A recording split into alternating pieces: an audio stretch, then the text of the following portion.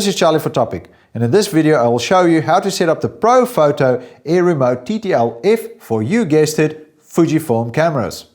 I have here the Fujifilm X-T2 camera, and I'm going to be using it with a Profoto A1 for Nikon and a Profoto B1 unit. Now, before we start using the remote with the camera body, we first need to double check the firmware version on this camera body. To do that, I'm just going to power the camera off. I'm going to hold down the display button and power the camera back on.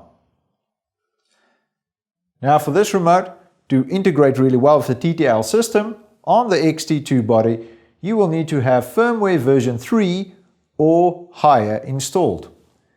For a list of supported cameras and firmware versions needed, just refer to Profoto's website. You'll find a handy link in the description below.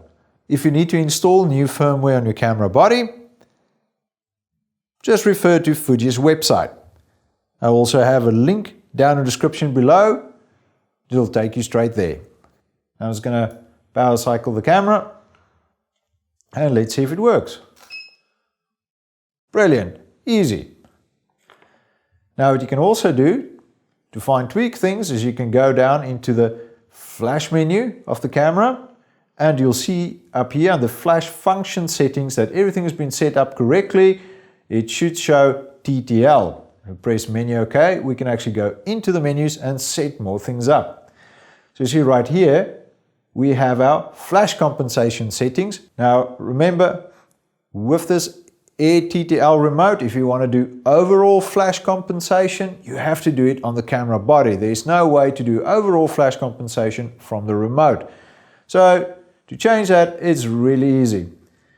It goes all the way down to -5 all the way up to +5, so just select the power output you need and you can dial the exposure up or down.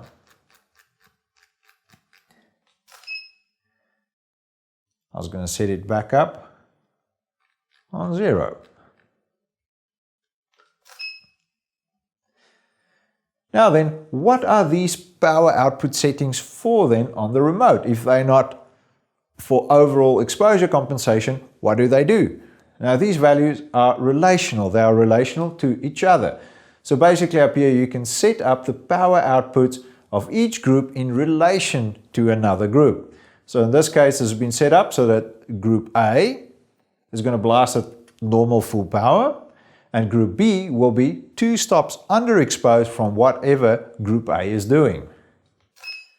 Now you also see under your flash function settings that you can change the sync mode in here as well. You have first, second or high speed sync mode. Now you see every time I change the setting here, the setting changes on the remote as well, so I can see in what setting I am. Now you can also change it on the remote by pressing this middle button, and it will change on the camera body. So let's just put it for now in first curtain sync mode. Now that's really handy that I have 2 spots that I can set it up on.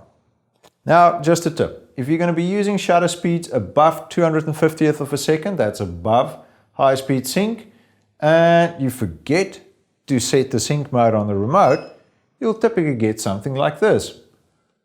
Only a part of your image is exposed by the flash. So if you see that, don't worry, your camera is not broken. Just remember to set sync to high speed sync, and it should work. Overall, I found that the TTL control systems integrated really well between the remote and the camera. And it even worked really good in tricky high-speed sync situations. It gave really good, consistent results. And I must say, the simplicity of the Fujifilm X-T2 combined with the simplicity and ease of use of the Air TTL system makes it such a breeze to use. Also, just remember, if your setup is not working, double check the firmware version of your remote and the firmware version of your compatible Fujifilm body. So I hope you learned something from this video, and I hope you get really great results using your Profoto Air TTL remote on your favorite compatible Fujifilm body.